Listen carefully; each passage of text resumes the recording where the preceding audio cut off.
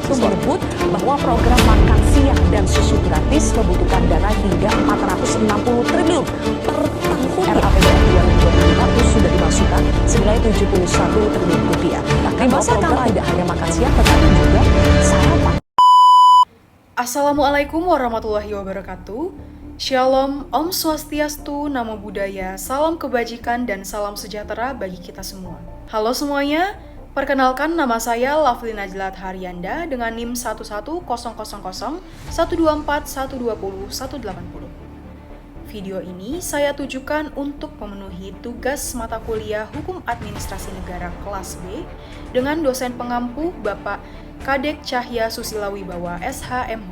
Di video kali ini, kita akan membahas salah satu program prioritas pemerintah yang saat ini sedang menjadi perbincangan hangat, yaitu program makan bergizi gratis. Dan juga kita akan membahas bagaimana peran hukum administrasi negara di balik pelaksanaan program tersebut. Program Makan Bergizi Gratis merupakan program strategis pemerintah Indonesia yang bertujuan untuk meningkatkan kualitas sumber daya manusia melalui pemberian makanan bergizi kepada anak-anak sekolah dan kelompok yang rentan. Program ini bukan sekedar janji kampanye, tetapi kini sudah mulai diwujudkan melalui kebijakan dan aturan yang berlaku. Menariknya, di balik program ini ada peran penting dari hukum administrasi negara. Mengapa demikian? Karena hukum administrasi negara memiliki sifat yang sangat peka terhadap perkembangan isu politik, yang artinya setiap kali pemerintah mengeluarkan kebijakan strategis seperti ini, hukum administrasi negara akan cepat menyesuaikan dan membentuk aturan pelaksanaannya. Nah, sensitivitas hukum administrasi negara terhadap isu politik bisa kita lihat dari bagaimana regulasi tentang program ini dirancang dengan cepat sesuai arahan pemerintah. Hukum administrasi negara berperan menyesuaikan kebijakan dengan kebutuhan masyarakat dan prioritas nasional. Salah satu contohnya yaitu melalui program makan bergizi gratis. Program tersebut lahir sebagai respon pemerintah terhadap masalah gizi buruk yang masih tinggi, sekaligus sebagai implementasi kebijakan dan janji politik yang harus dipenuhi. Lanjut ke fungsi normatif. Hukum administrasi negara memberikan dasar hukum yang kuat bagi pelaksanaan program ini, mulai dari aturan tentang penerima manfaat, standar makanan bergizi, hingga pembentukan tim pelaksanaan di tiap daerah.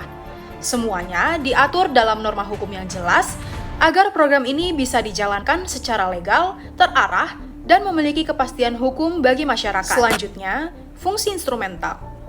Di sini, hukum administrasi negara bertindak sebagai alat bantu pemerintah untuk mewujudkan tujuan program.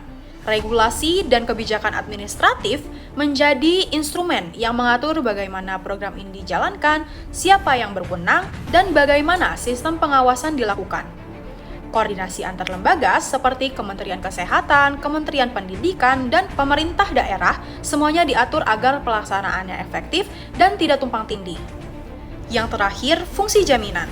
Hukum administrasi negara juga bertugas menjamin hak-hak masyarakatnya terpenuhi lewat program ini.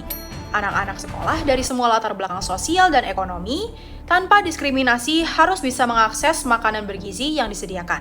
Selain itu, hukum administrasi negara juga mengatur mekanisme pengaduan, audit, dan evaluasi pelaksanaan program.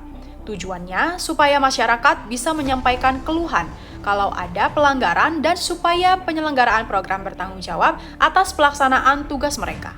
Dari sini bisa kita simpulkan bahwa program makan bergizi gratis bukan hanya soal bagi-bagi makanan, tetapi tentang bagaimana kebijakan publik dan hukum administrasi negara berjalan beriringan, mulai dari respon politik, penyusunan dasar hukum, alat pelaksana, sampai perlindungan hak-hak masyarakat.